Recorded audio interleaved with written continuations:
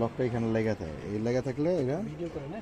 হ্যাঁ, এটা যদি আপনি মনে করেন এদিকে এদিকে এদিকে প্রথমত বনাটের লকটা লেগে থাকে, লকটা হচ্ছে এবার যখন হাত দিয়ে যখন এভাবে হাত দেবেন এবার বনাটের লকটা এদিকে চলে যাবে, চলে গেলে এই রডের থেকে বনার লকটা খুলে যাবে। খুলে যাওয়ার পরে বনার স্ট্যান্ড করবেন, স্ট্যান্ড করার পরে সর্বপ্রথম চেক করবেন যে পানি আসেনি আপনার গাড়ির ইঞ্জিন।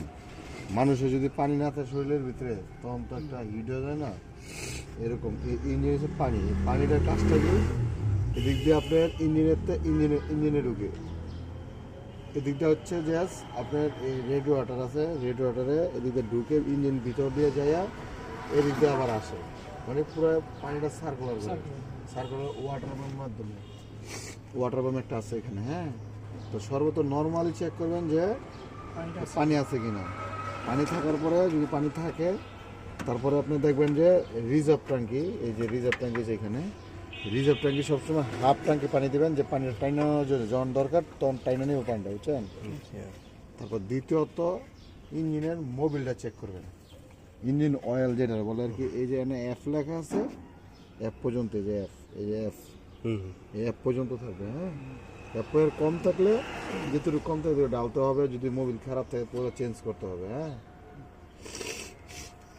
খারাপ মোবিলটা দেখার নিয়মটা, এই যে নিয়মটা হচ্ছে যে আমি আপনার ফেসবুকে দিয়ে দিচ্ছি অলমোস্ট, ওটার মধ্যে দেখেন ফেসবুকে টিআরএস ড্রাইভিং একাডেমি ফেসবুক আছে, আইডিয়াস ওটাতে দেওয়া আছে। আর ইঞ্জিন অয়েলটা এই যে ইঞ্জিন অয়েল এদিকে ডালতে হয় আর নিচে ড্রেন দিতে হয়। মোবিল ফিল্টার আছে, এটা হচ্ছে এয়ার ক্লিনার ফিল্টার। এটার কাজটা কি, মানুষ মাস্ক পরে না, এই মাস্কের মতন ইঞ্জিনটা ওই বাতাসটা এদিকে টাইনা ফিল্টারিং করে ইঞ্জিনের উপর দিতে হয়, ঠিক আছে।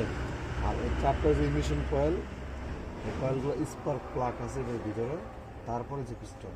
হ্যাঁ, আর এটা হচ্ছে ব্রেক অয়েল, ব্রেক অয়েল এই যে এই ম্যাক্স পর্যন্ত থাকবে, এটা হচ্ছে স্টার্টিং পাওয়ার অয়েল। হ্যাঁ, তারপরে হচ্ছে যে ওয়াইপারের পানি, যে বৃষ্টি এলে ওয়াইপার পানি আছে না, এই ওয়াইপার পানি দিতে হবে, শ্যাম্পু দিয়া পানি দিবেন এখানে। হ্যাঁ, তারপর হচ্ছে যে এই জিনিসগুলো টুকিটাকে এই জিনিসগুলো চেক করতে হয়। এটা হচ্ছে ব্যাটারি নেগেটিভ পজিটিভ।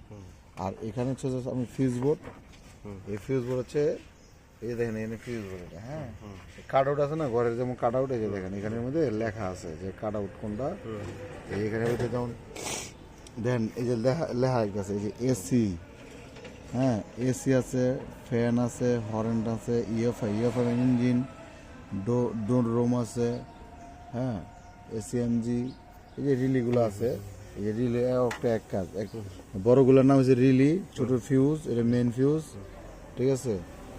এগুলো আপনি যদি কোনো জিনিস একটা সমস্যা হয় একটা করে ফিউজ কাটবো বা একটা করে আপনি হবে।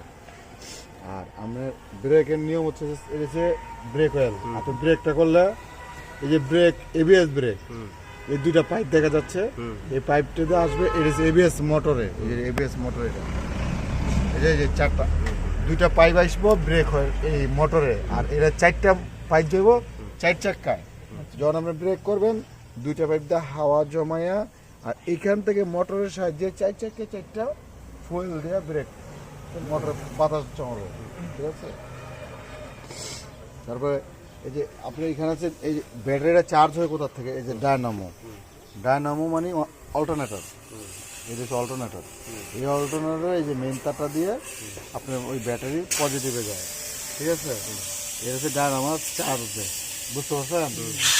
তারপর আপনারা যদি আরো কিছু জানা থাকে আমার প্রশ্ন করবেন আপনারা, ঠিক আছে। তো হরেন, হেডলাইট, গিরিল, মার্চেল আর কি, এই স্টার্টিং পাওয়ার